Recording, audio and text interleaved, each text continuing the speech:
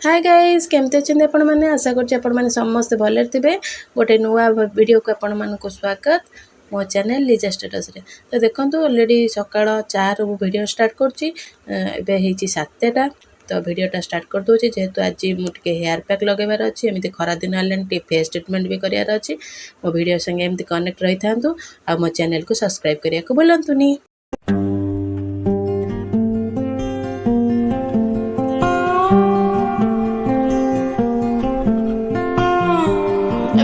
आरंभ करवा face treatment जोटा कि खरा दिन आसीगला जानूे एबेठू केमती खरा है आ भर आपड़ जब फेस ठीक से जत्न ने पूरा कला पड़ जा फेसटा आरंभ हो पिगमेंटेशन।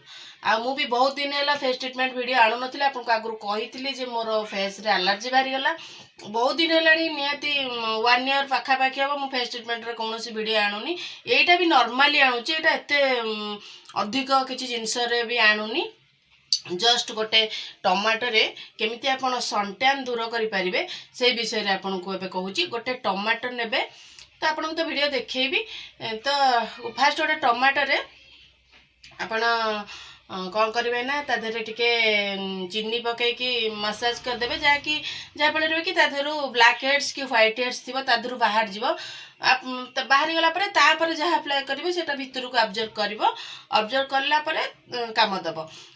फास्ट टमाटो रे चीनी देके मसाज करदे बाहर जीव मन को हाथ में टिके मसाज करदे ब्लैक हेड्स कि व्हाइट हेड्स बाहर जीव। तापर आपण सेकेंड रे नेबे से टमाटो फाले टमाटो करेंगे आउ फाले टमाटो हनी टिके पकईदे हनी पकईकि मसाज करेंगे। मसाज करा भितर हनी और टमाटर मिश्रणटा भितर को जीव जहाँकि आप स्किन को पूरा कूल रखिकी सनटैन दूर कर दे। आप खरारे जिते भी बुलिले कौन माने रही तापर भी आपण सनस्क्रीन लोशन टिके फेस रे मारिके जीवे सनस्क्रीन मॉइस्चराइजर मिलुथिबो भल कंपनी रो आपण यूज करिवे। ऑर्डिनरी कंपनी रो यूज करले सेटा तो काम दबनी।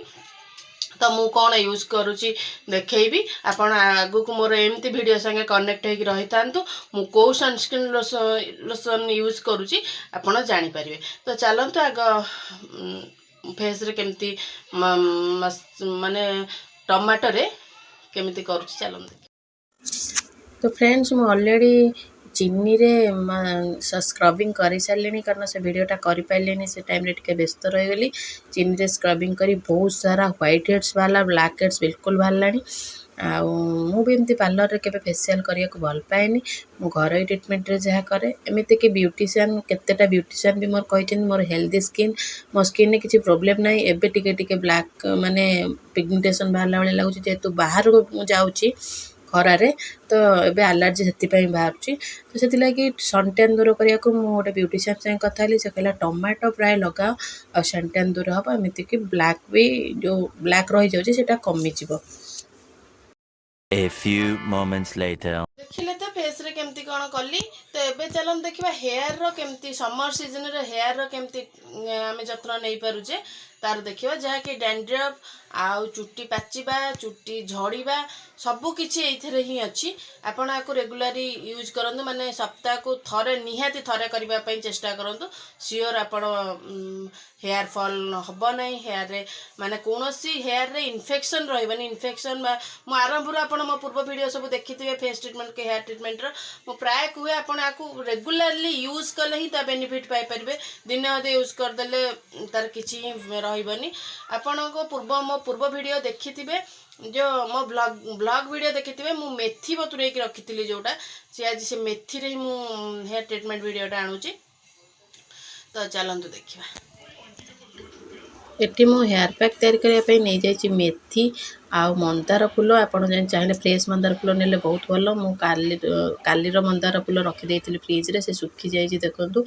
तापर आलोवेरा लीफ आलोवेरा दीटा बड़ बड़ नहीं तापर एठी मेन जिनस हूँ भीषण पत्र नेले बहुत हेयर पाई बहुत काम दिए यहाँ आउ एटा फंगस इन्फेक्शन रक्षा करे।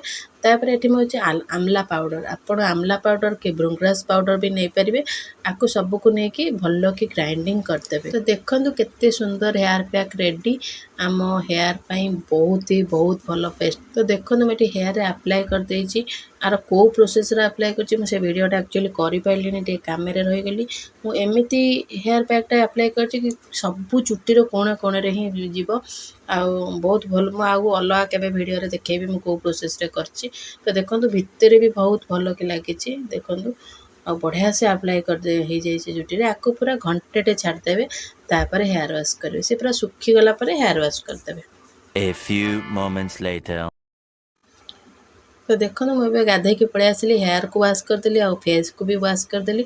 तो फास्ट रिजल्ट देखो फेस रो सनटैन केते दूर हो जाइए पूर्वर देखुवे केते ब्लैक ब्लैक देखा एबे केमती देखा होची।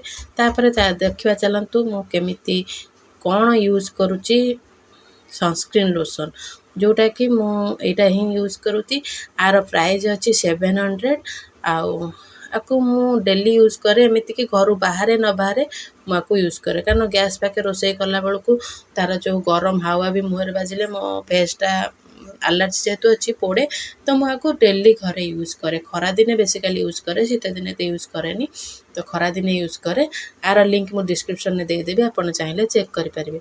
तो बहुत ही मोर काम दिए यहाँ पूरा सिलिकन रोचे यहाँ बेसी खराब भी होनी पूरा मुहर रोचे आ ग्लेज भी करुची निहाती आपण सनस्क्रीन लोशन निहाती लगेवा दरकार खरा दिने।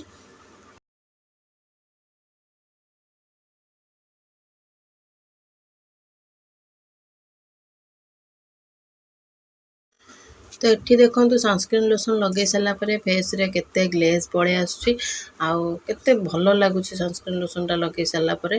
तो मत तो बहुत भल लगे आपण मानक जब भल लगुच डिस्क्रिप्शन में लिंक चेक करके आपण मगे। तो एपटे हेयर रिजल्ट देखा तो देखो हेयर केते सिल्की आउ शाइनी करुची एटा ऑलरेडी अधा अधी सुखी जाइए मु सीरम भी यूज करिनी तो मु सीरम यूज करे हेयर वॉश पर। तो देखो रिजल्ट केमते छोट छोट दीटा वीडियो आनी आपको केमिति लागला मते कमेंट सेक्शन में जनइबे आउ मो चैनल जदि नुआ अछन प्लीज सब्सक्राइब करिया को भूलिबेनी। पुणी देखा हबो नुआ ब्लॉग रे। तो रहिली love you all take care जय जगन्नाथ बाय बाय।